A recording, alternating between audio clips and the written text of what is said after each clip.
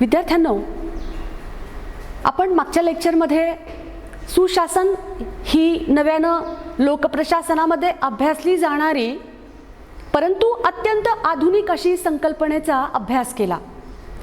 आजच्या लेक्चरमध्ये आपण ई प्रशासन, ज्याला ई गव्हर्नन्स असं म्हणतात, आधुनिक संकल्पना आहे. त्याचा वापर फार मोठ्या प्रमाणामध्ये आज प्रशासनामध्ये केला जातो. त्या संकल्पनेचा अभ्यास आपल्याला लोकप्रशासनाच्या अंतर्गत करायचा आहे. 1990-91 नंतर भारतामध्ये फार मोठ्या प्रमाणामध्ये माहिती आणि तंत्रज्ञानाच्या क्षेत्रामध्ये नवनवीन गोष्टींचा वापर होऊ लागला. या माहिती आणि तंत्रज्ञानाच्या साधनांचा वापर अनेक क्षेत्रामध्ये होऊ लागला. मग ज्याच्यामध्ये संगणक आले, हळूहळू मोबाईल आले, इंटरनेटच्या सुविधा आल्या, वेगवेगळ्या प्रकारचे इलेक्ट्रॉनिक मीडिया आल्या. ज्यावेळी या माहिती आणि तंत्रज्ञानाचा प्रसार वेगानं होऊ लागला, मग प्रशासनामध्ये सुद्धा या माहिती आणि तंत्रज्ञानाच्या साधनांच्या वापराची आवश्यकता निर्माण झाली. का बरं निर्माण झाली? तर आपल्याला माहिती आहे की जागतिकीकरणाची प्रक्रिया किंवा जागतिकीकरणाची जी एक लाट आहे ती 1990 नंतर संपूर्ण जगभरामध्ये फार वेगानं पसरायला सुरुवात झाली. भारत जगाचा एक भाग आहे, आशिया खंडातला एक महत्त्वाचा देश आहे. म्हणून भारताने सुद्धा जागतिकीकरणाच्या प्रक्रियेमध्ये स्वतःला सामावून घेतलं. मग जागतिकीकरणामध्ये जर आपल्याला एक स्पर्धक म्हणून टिकायचं असेल तर शासन आणि प्रशासन यांच्यावर फार मोठी जबाबदारी येते ना. कारण या दोन्ही गोष्टी किंवा हे दोन्ही घटक समाजाच्या सशक्तीकरणाचे एक प्रमुख माध्यम आहे.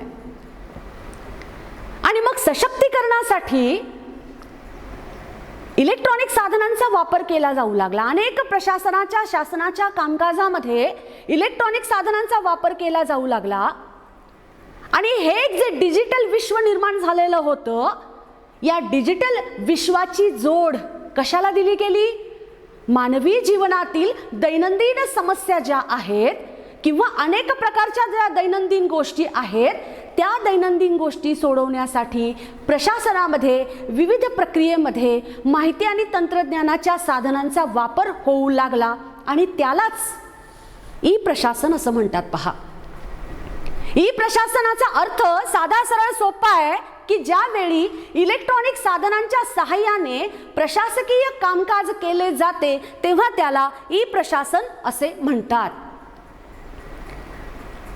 आणि ई प्रशासन ही काळाची गरज होती. पहा, कारण प्रशासनाला जी काही निश्चित कामं दिलेली होती त्या कामकाजामध्ये दिवसेंदिवस वाढ होत चाललेली होती ना. अगदी माणसाच्या जन्मापासून मृत्यूपर्यंत प्रशासनाचं काम जे आहे ते अखंडपणे चालू असतं. आणि म्हणून या क्रांतिकारी संकल्पनेचा स्वीकार करणं अपरिहार्य होतं, आवश्यक होतं.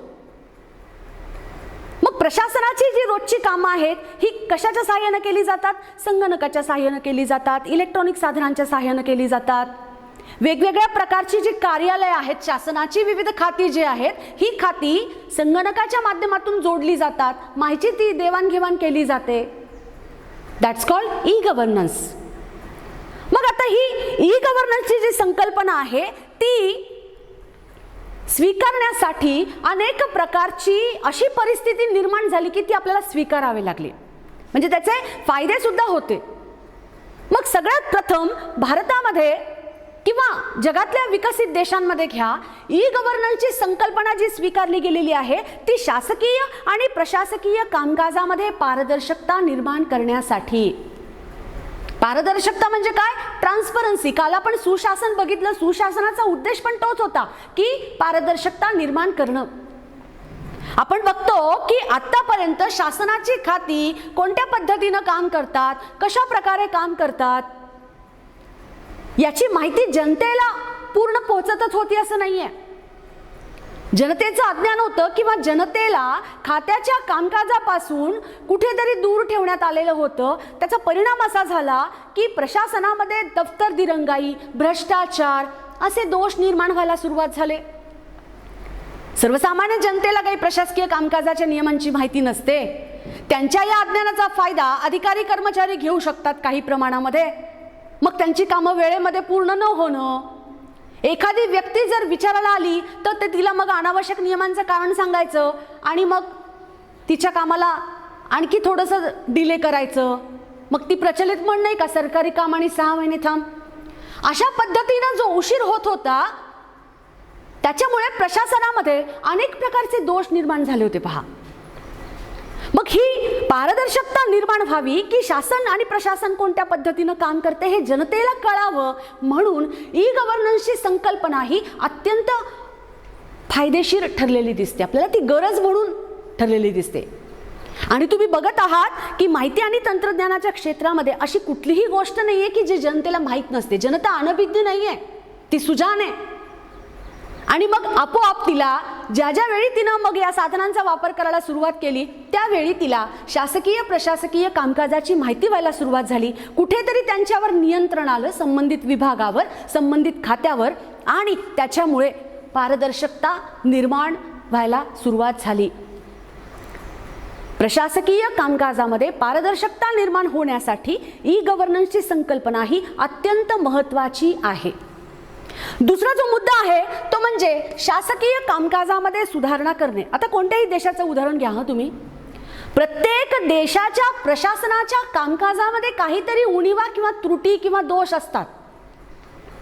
जसं की कामाला विलंब लावणं, ऑफिसमध्ये उशिरा येणं, लवकर जाणं, एखादी फाईल असेल किंवा एखादं काम असेल त्याला अनावश्यक नियमांच्या बासनामध्ये गुंडाळून ठेवणं, जाणीवपूर्वक त्याला उशीर करणं, कधी कधी वरिष्ठ आणि कनिष्ठ यांच्यामध्ये कुठल्याही प्रकारचं कोऑर्डिनेशन नसतं. आणि मग त्या प्रशासनाचे जे वरचे घटक आहेत वरिष्ठ पातळीवरचे त्यांना नेमकं काय दोष आहे आणि तो कशामुळे निर्माण झाला हे काही कळत नाही. मग हा जो प्रशासकीय कामकाजामधला दोष आहे हा दोष दूर करण्यासाठी ई गव्हर्नन्सची संकल्पना अत्यंत महत्त्वाची आहे पहा. कशी? जर एखाद्या खात्याचा वरिष्ठ अधिकारी आहे समजा आणि त्याच्या नियंत्रणाखाली काम करणाऱ्या स्टाफमध्ये जर काही गैरसमज किंवा काही द्वेष निर्माण झालेत आणि त्याचा परिणाम प्रशासनाच्या कामकाजावर होतोय तर व्हिडिओ कॉन्फरन्सिंगच्या माध्यमातून तो वरिष्ठ प्रशासक त्यांची व्यवस्थित बैठक घेऊन समन्वय साधण्याचा प्रयत्न करू शकतो ना. ऑटोमॅटिकली वातावरण निरोगी होऊ शकतं आणि कामकाजाची जी गुणवत्ता आहे ती व्यवस्थित रीतीनं मेंटेन होऊ शकते. म्हणून ई गव्हर्नन्समुळे काय होऊ शकतं की प्रशासनाच्या कामकाजामध्ये सुधारणा व्हायला मदत होते. तिसरा जो मुद्दा आहे पहा, उत्तरदायित्व आणि क्षमता निर्माण करणं. उत्तरदायित्वाचा घटक आपण सुशासनामध्ये पण पाहिला आहे मुलांनो. उत्तरदायित्व म्हणजे अकाउंटेबिलिटी, म्हणजे जबाबदारीची जाणीव असणं, आणि क्षमता म्हणजे रोजचं काम करण्यासाठी आवश्यक ती शक्ती तुमची आहे ती शक्ती वृद्धिंगत करणं, कपॅसिटी निर्माण करणं. आता बऱ्याच वेळेला होतं काय की ज्यावेळी माहिती आणि तंत्रज्ञानाचं काही आपल्याकडे प्रसार प्रचार झालेला नव्हता त्यावेळी सगळी गोष्ट मॅन्युअली करावी लागायची आणि मग साहजिकच काम करणाऱ्या अधिकाऱ्यांवर आणि कर्मचाऱ्यांवर कामकाजाचा खूप दबाव असायचा आणि जे रेकॉर्ड्स असायचं ते रेकॉर्ड्स एखाद्या गोष्टीमुळे समजा आग लागली आहे किंवा पावसामध्ये भिजलंय कागदपत्र तर घाण पण होऊ शकत असायचं, म्हणजे पुन्हा रेकॉर्ड मेंटेन करायचं. मग कुठेतरी प्रशासकीय अधिकारी कर्मचारी कामकाजामध्ये थोडासा अनुत्साह जाणवायचा, अकार्यक्षमता त्यांच्या मनामध्ये निर्माण व्हायची. पण ज्यावेळी कामकाजामध्ये संगणकाचा वापर व्हायला लागला, इंटरनेटचा वापर व्हायला लागला, त्याच्यामुळे काय झालं की सुलभता निर्माण व्हायला मदत झाली ना. काम इझिली होऊ लागलं. वर्षानुवर्षाची प्रशासकीय कामकाजाची जे एखादं रेकॉर्ड असेल तर ते रेकॉर्ड एखाद्या छोट्याशा पेन ड्राईव्हमध्ये किंवा हार्ड ड्राईव्हमध्ये सुद्धा सेफली राहू शकतं आणि खूप जागा कमी लागते, खर्च पण जास्त येत नाही आणि सुरक्षित. त्यामुळे ऑटोमॅटिकली काय झालं की कामकाजामधली जी क्षमता आहे कर्मचाऱ्यांची ती वाढायला मदत झाली ना. दुसरा मुद्दा असा आहे की आता खाती कोणते काम करतात, कोणत्या खात्याच्या अंतर्गत कुठल्या योजना सुरू आहे हे प्रत्येक खात्याच्या संकेतस्थळावर त्यांना डिस्प्ले करावं लागतं पहा. म्हणजे मला जर शिक्षण खात्याच्या संदर्भातल्या, आता नवीन कायदा आला शिक्षण खात्याचा, समजा मला जर त्याची माहिती घ्यायची असेल तर मी संबंधित खात्याच्या वेबसाईटवर जाऊन ती शिक्षण नीती काय आहे, ती एज्युकेशनल पॉलिसी काय आहे हे मी जाणून घेऊ शकते. मला ज्ञान झाल्यानंतर मी शासन त्या पद्धतीनं पावलं टाकते का याविषयी सजग राहू शकते ना. माहिती आणि तंत्रज्ञानाच्या प्रसारामुळे समाजाचं कुठेतरी एज्युकेशन वाढायला मदत झाली, समाज जागरूक व्हायला लागलाय. आणि ज्यावेळी समाज जागरूक होतो त्यावेळी तो संबंधित विभागाला प्रश्न विचारू शकतो. म्हणून उत्तरदायित्वाची भावना प्रशासनाला विसरून चालत नाही. त्यांना माहिती आहे की समाजाला सगळं माहिती, दे नोज ऑल थिंग्स. आपण यांच्यापासून काहीही लपवू शकत नाही. आपण आपलं काम तत्परतेने करणं अत्यंत आवश्यक आहे. चौथा जो मुद्दा आहे याच्यामधला तो म्हणजे ई गव्हर्नन्समुळे झालं काय की शासन आणि नागरिक यांच्यामध्ये कोऑर्डिनेशन निर्माण व्हायला मदत झाली, समन्वय प्रस्थापित व्हायला मदत झाली. पहा, समन्वय म्हणजे काय? संवाद, सुसंवाद, माहितीची देवाणघेवाण, कोऑर्डिनेशन, सहकार्याची भावना. आता बघा, शासनामध्ये आणि जनतेमध्ये डायरेक्ट कॉन्टॅक्ट होऊ शकत नाही. मंत्र्यांना त्यांची कामं असतात. शासनातले जे सगळे मंत्रिमंडळातले मंत्री असतात किंवा घटक असतात त्यांना विधेयकं तयार करणं, ती विधेयके मांडणं, आपल्या खात्याची धोरणं राबवणं एवढी सगळी कामं असतात. डायरेक्ट त्या एखाद्या जनतेच्या अडीअडचणी सोडवण्याशी संबंधित कामं ते करू शकत नाही, कारण त्यांना तेवढा वेळ नसतो. मग शासन आणि समाज यांना जोडणारा दुवा प्रशासन होतं, म्हणजे आहे अजून सुद्धा. पण प्रशासकीय अधिकारी जर उदासीन असतील तर जनतेचा काय रिस्पॉन्स आहे, जनतेच्या कोणत्या अडचणी आहेत ते त्या शासनापर्यंत पोहोचू शकणार नाहीत, कारण त्यांना इंटरेस्ट नाही आहे. मग जोपर्यंत समाजाच्या अडचणी शासनापर्यंत पोहोचत नाहीत तोपर्यंत शासन तशा पद्धतीची पॉलिसी राबवू शकते का? अजिबात नाही राबवू शकत. कुठेतरी यांच्या सुसंवादामध्ये अंतर होतं ना, म्हणून लोकांना शासनाबद्दलचा जो विश्वास होता तो थोडासा कमी प्रमाणामध्ये होता. ई गव्हर्नन्समुळे झालं काय की जनतेला शासनाच्या संबंधित विभागाशी लगेच कॉन्टॅक्ट करता येतो. तुम्ही बघा, आपले भूतपूर्व राष्ट्रपती APJ अब्दुल कलामजी रोज लाखो नागरिकांच्या ईमेलला उत्तरं देत होती. जे महत्त्वाचे मेल्स आहेत ना की ज्याच्यामध्ये राष्ट्रीय प्रश्न आहेत किंवा आणखी काही नवीन संशोधनाशी संबंधित प्रश्न असतील तर त्या मेल्सला ते स्वतः उत्तरं द्यायचे. आणि त्याच्यामुळे झालं काय की राष्ट्रपती पद हे आत्तापर्यंत लोकांपर्यंत पोहोचू शकत नव्हतं. राष्ट्रपती म्हणजे एक सर्वोच्च पद आहे, सर्वसामान्य लोकांशी त्यांचा सहभाग होऊ शकत नाही, संपर्क होऊ शकत नाही. ही जी संकल्पना आहे याला पूर्णपणे तडा गेला, कारण या माहिती आणि तंत्रज्ञानाच्या आधारे सहजपणे जनतेशी त्यांचा संपर्क झाला ना. मग भारताची नेमकी पॉलिसी काय आहे, भारत कोणत्या क्षेत्रामध्ये आघाडी करू शकतो, इवन 2020 पर्यंत भारत महासत्ता होऊ शकतो, हा आत्मविश्वास अब्दुल कलाम यांनी भारतीय नागरिकांना दिला. म्हणजे समाज आणि शासन किंवा नागरिक आणि शासन यांच्यामध्ये सुसंवादाची जी प्रक्रिया आहे ती ई गव्हर्नन्समुळे सहज सोपी होऊ शकते. पुढचा जो मुद्दा आहे तो म्हणजे ई गव्हर्नन्समुळे नागरिकांचं सशक्तीकरण व्हायला मदत झाली आहे. पहा, एम्पॉवरमेंट. नागरिकांचं सशक्तीकरण म्हणजे काय? पहा, आता ग्लोबलायझेशनमुळे झालंय काय की संपूर्ण विश्व एक खेडं झालंय. संपूर्ण विश्व एक खेडं झालंय आणि प्रत्येक देश जे आहेत ते एकमेकांच्या समोर स्पर्धक म्हणून उभे आहेत. मग कुठला देश टिकू शकतो त्या स्पर्धेमध्ये? ज्या देशाचा समाज हा सक्षम आहे, ज्या देशाच्या शासनानं आणि प्रशासनानं त्या नागरिकांना सक्षम करण्यासाठी अनेक प्रकारचं ट्रेनिंग दिलंय, त्यांच्यासाठी वेगवेगळ्या प्रकारच्या फॅसिलिटीज दिल्यात, तो समाज सहजपणे सक्षम होऊ शकतो. आपल्या समोर सुद्धा तेच आव्हान होतं की कुशल मनुष्यबळ. आता सगळेजण भारताकडे मनुष्यबळ भरपूर आहे म्हणून आशावादी नजरेनं बघतात, परंतु सर्वेक्षण केलंय त्याच्यामध्ये असं दिसून आलं की भारतामध्ये मनुष्यबळ आहे परंतु त्यांच्याकडे स्किल नाही आहे की ज्याची डिमांड जागतिक बाजारामध्ये. मग आपल्या गव्हर्नमेंटने काय केलंय? Make in India, skill India अशा प्रकारचे अनेक उपक्रम सुरू केले. उद्योजक तयार होण्यासाठी त्यांनी सगळ्या ज्यांना उद्योजक व्हायचे, ज्यांच्यासमोर ध्येय आहे त्यांना मग प्रशिक्षण देणं, त्यांना आर्थिक सुविधा प्राप्त करून देणं म्हणजे कर्जासारख्या वगैरे, का तर जेणेकरून ते सक्षम होऊ शकतील. हळूहळू का होईना आपण काय करतो, या समाजाला सक्षम बनवण्याचा प्रयत्न करतो. आणि हे कधी शक्य आहे?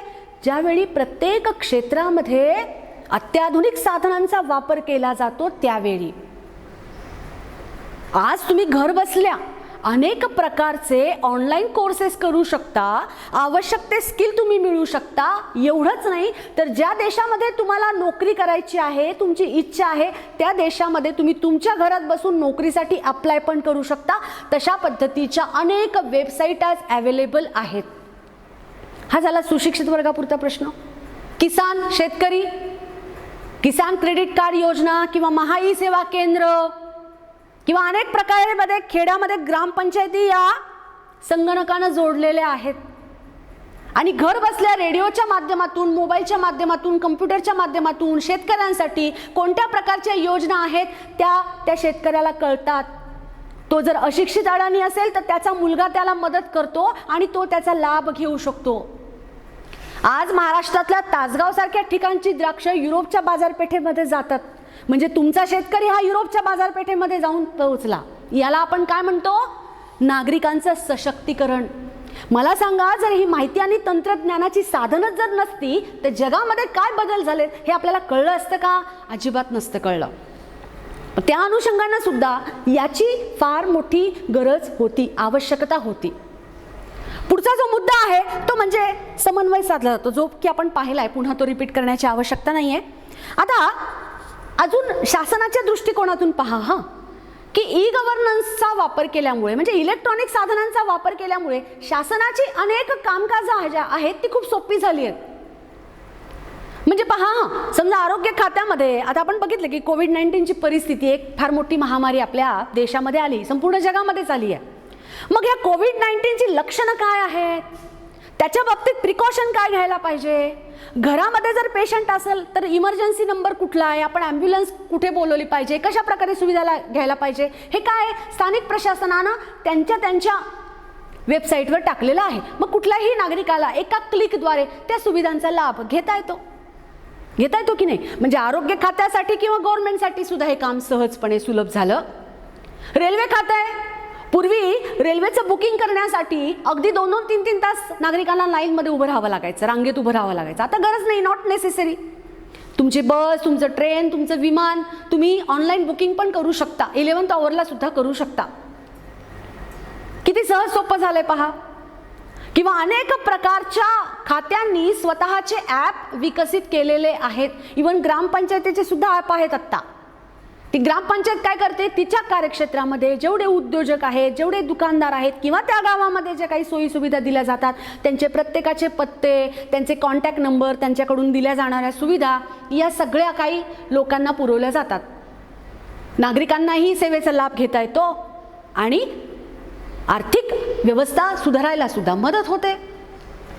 एवढी ई गव्हर्नन्सची आवश्यकता पहा किती आहे. आणि ते दिवसेंदिवस वाढत जाणार आहे. त्याला कुठेही मर्यादा नाहीत. It has no limitations. पुढचा जो मुद्दा आहे तो म्हणजे ई गव्हर्नन्सच्या माध्यमातून उत्तम सुविधा पुरवल्या जातात. ऑनलाईन फूड मागवतो, ऑनलाईन बुकिंगचं तर मी तुम्हाला सांगितलेलंच आहे. वैद्यकीय सेवा असू दे, तुमच्या सामाजिक विकासाच्या वेगवेगळ्या प्रकारच्या फॅसिलिटीज असू दे, किंवा वाहतूक, दळणवळण क्षेत्राशी संबंधित असणाऱ्या अनेक गोष्टी असू दे, उत्तमातल्या उत्तम दर्जाच्या सुविधा प्रोव्हाइड करण्यासाठी ई गव्हर्नन्स खूप फायदेशीर ठरलेलं आहे.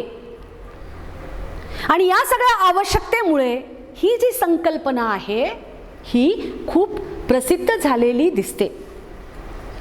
भारतामध्ये सगळ्यात प्रथम ई प्रशासनाच्या दृष्टिकोनातून आपण जे पाऊल टाकलं ते 1970 मध्ये. 1970 मध्ये भारत सरकारनं स्वतंत्र सेपरेट इलेक्ट्रॉनिक विभाग निर्माण केला आणि या इलेक्ट्रॉनिक विभागाच्या माध्यमातून शासनाची विविध खाती जोडण्याचा प्रयत्न केला. परंतु ती सुरुवात होती, त्यामुळे तो मर्यादित स्वरूपामध्ये एक निश्चितपणे बदल केलेला होता. त्याला व्यापकता नव्हती आजच्यासारखी. त्याच्यानंतर 1977 मध्ये NIC ची स्थापना करण्यात आली, राष्ट्रीय सूचना विज्ञान केंद्र.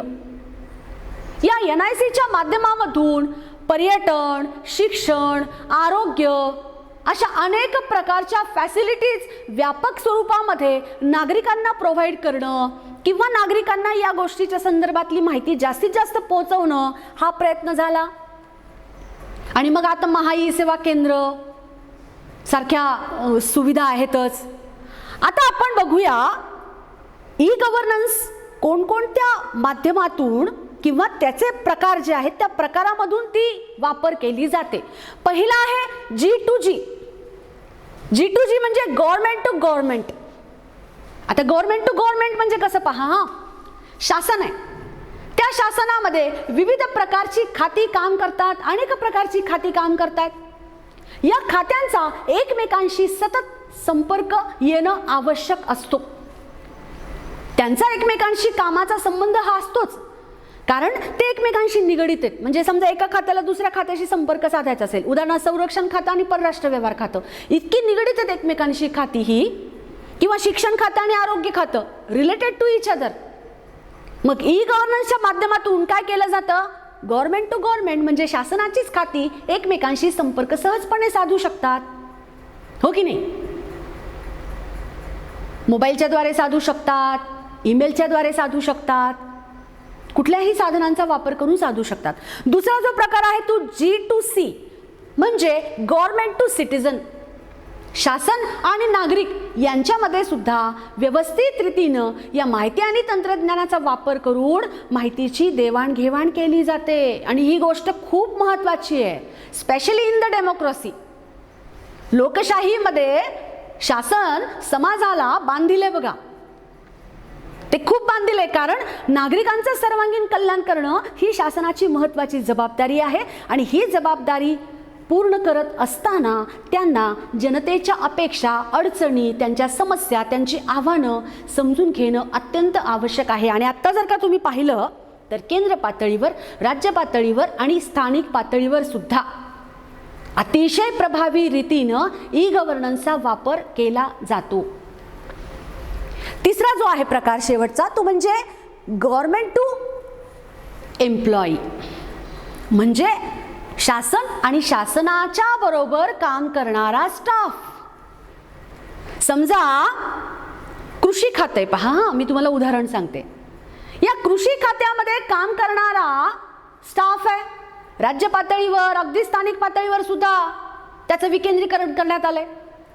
मग केंद्रीय पातळीवर शेती खात्याशी संबंधित एखादी योजना तयार केली तर ती खालच्या घटकापर्यंत पोहोचवायची, तर ती मग स्टाफच्या माध्यमातून केली जाणार. मग अधिकार पदपरंपरेच्या म्हणजे हायरार्की जी असते त्या अधिकार पदपरंपरेच्या तत्वानुसार वरच्या पातळीवरचा विभाग खालच्या पातळींना सूचना देणार.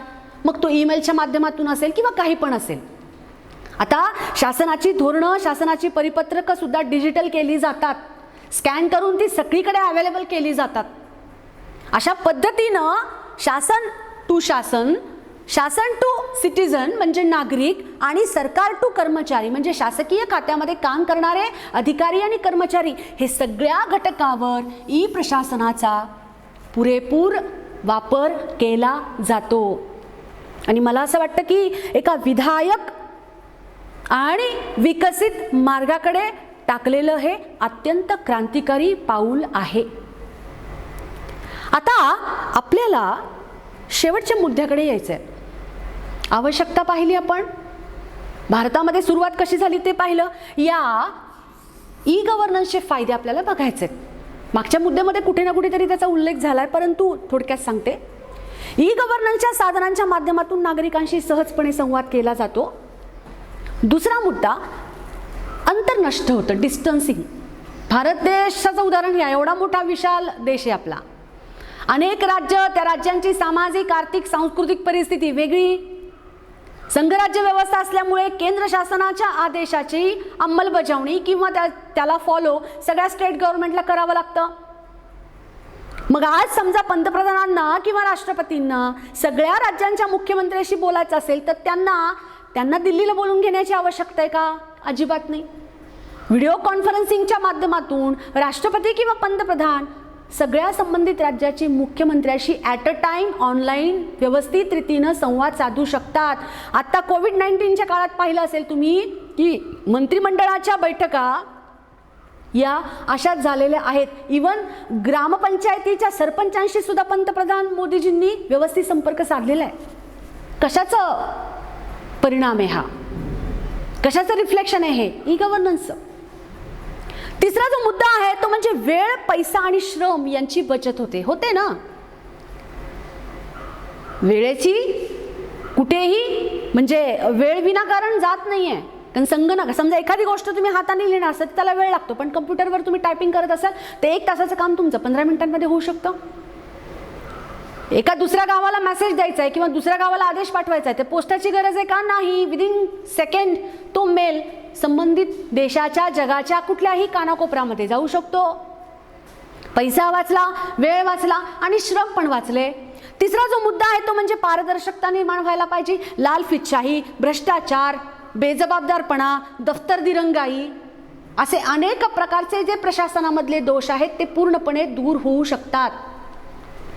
वरिष्ठ अधिकारी स्वतःच्या केबिनमध्ये सीसीटीव्ही कॅमेराच्या माध्यमातून कुठला अधिकारी किती वाजता आला, कशा पद्धतीनं काम करतोय, वेळेचा अपव्यय तो करतोय का, हे सगळं बघू शकतो.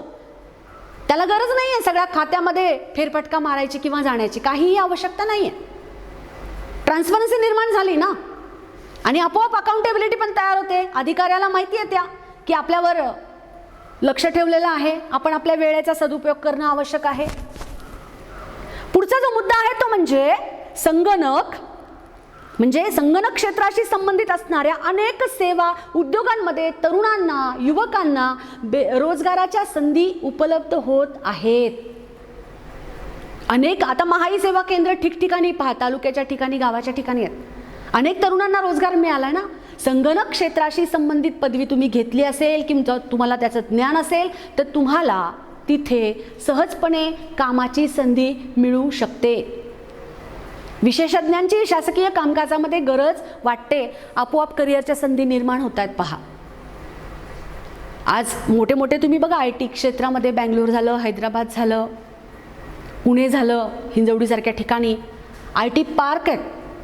आणि त्याच्यामुळे काय होते की या IT कंपन्या शासनाची अनेक प्रकारची कामं आहेत ना ती सुलभ करू शकतात. तुमचं गव्हर्नमेंट काय करते हे जगामध्ये पोहोचवायचं काम IT कंपन्या तुम्हाला मदत करतात पहा. मोठे मोठे डिजिटल हब निर्माण करण्यात आलेली आहेत. पुढचा जो मुद्दा आहे तो म्हणजे जनतेच्या अनेक सेवेचा लाभ, शासनाच्या अनेक सेवेचा लाभ जनतेला मिळू शकतो. ठिकठिकाणी आज कॉल सेंटर्स, ज्याला आपण BPO म्हणतो, ही कॉल सेंटर्स निर्माण करण्यात आलेली आहेत. मग टॅक्स भरणं, आयकर किंवा रिटर्न कर, करांची आकारणी अशी जी कामं आहेत ती सुलभ झाली आहेत. रेल्वेचं तिकीट बुक करणं नाही का, किंवा शासन ज्या सुविधा देत असतं त्या सुविधांचा लाभ घेणं, अशी कामं याच्यामुळे सुलभ झालेली आहेत. परंतु याला काही मर्यादा पण आहेत. याच्यामध्ये काही आपल्याकडे भारतासारख्या देशामध्ये काही आव्हानं आहेत. कुठली आव्हानं आहेत ही? पहिलं, आपल्या भारतामध्ये अजूनही साक्षरतेचं प्रमाण तसं कमीच आहे. खेड्यामधली बहुसंख्य जनता ही इलिटरेट आहे, निरक्षर आहे. मग निरक्षर जनता माहिती आणि तंत्रज्ञानाची साधनं कशी वापरायची हे तिला माहिती नाही आहे. आता अलीकडे खेडवळ शेतकरी सुद्धा बऱ्यापैकी मोबाईल वापरतात, हा भाग वेगळा. परंतु हे निरक्षरतेचं प्रमाण जास्त असल्यामुळे होते काय की त्याचा प्रसार ज्या वेगानं व्हायला हवा किंवा त्याचा लाभ ज्या अनेक लोकांनी घ्यायला हवा त्याला कुठेतरी मर्यादा पडतात. दुसरा जो मुद्दा आहे तो म्हणजे विसंगत वास्तव. म्हणजे एकीकडे आपण महासत्ता असल्याचं सांगतो आणि दुसरीकडे गरिबी, निरक्षरता, बेरोजगारी किंवा अजूनही खेड्यातल्या लोकांना सांगायला लागतं की शौचालय बांधा. इतकी बेसिक गोष्ट आहे ती सुद्धा सांगावी लागते. मग आपण एकीकडे म्हणतो की माहिती तंत्रज्ञानाच्या युगामध्ये आम्ही प्रवेश केलाय आणि दुसरीकडे मात्र ग्रामीण वास्तव वेगळंच दाखवतंय. मग ही जी विसंगती आहे ना, ही विसंगती कुठेतरी दूर करणं आवश्यक आहे. तिसरा जो मुद्दा आहे तो म्हणजे संगणकाचा मर्यादित वापर शासकीय कार्यालयांमधून अजूनही होताना दिसतो. कारण शासकीय अधिकारी आणि कर्मचारी हे नवीन गोष्टी शिकायला बऱ्याच ठिकाणी अनुत्सुक असतात. म्हणजे सगळीकडेच हे प्रमाण सारखं आहे असं नाही म्हणायचं मला, थोड्याफार प्रमाणामध्ये कमी जास्त असू शकतं.